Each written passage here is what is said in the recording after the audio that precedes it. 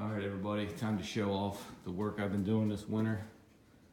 First thing you can see is that inline fuel filter.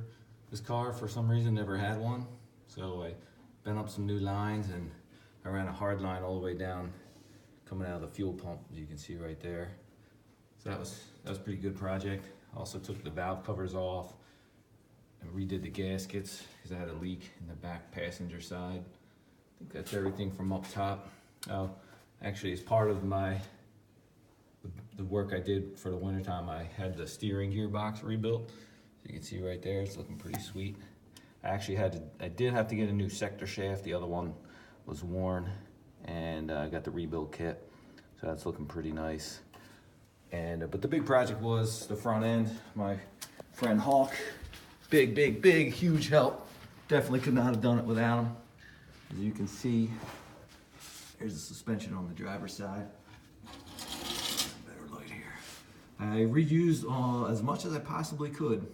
Upper and lower control arms, I took off and sandblasted them, and I bought a powder coating kit from Eastwood. So I blasted and powder coated almost everything. Got new bushings, top and bottom. I'm real happy with the powder coating. Let's see if we can see the spindle. See if you can see the spindle there. That's how clean that is.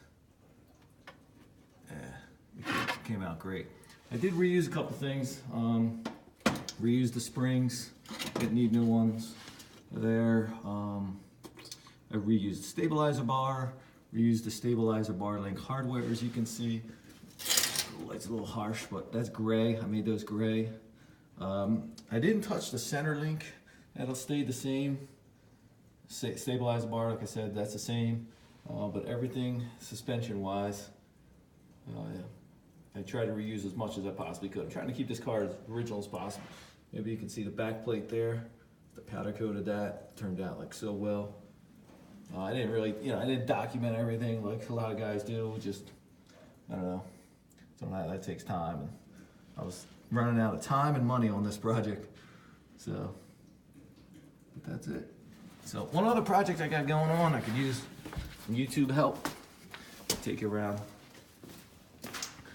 One thing that always bothered me about this car ever since I've had it is the heater switch was installed, the heater fan switch was installed upside down. Here it is. You can see the control module sitting there. I took this out in order to flip this upside down. And when I did, the whole thing just like disintegrated in my hands. Pieces are still coming off of it. So anyway, when I took this out, it wasn't too bad. This bulb it was hanging up on me. You see that bulb socket? It kind of sits up there and comes into the right of the module, right in here.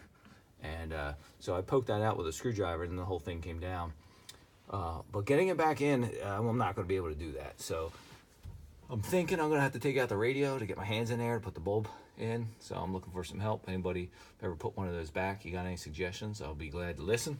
If you do, hit me up, and I'll take your advice. And I look forward to seeing all the work the other guys are doing to their Impalas. See you.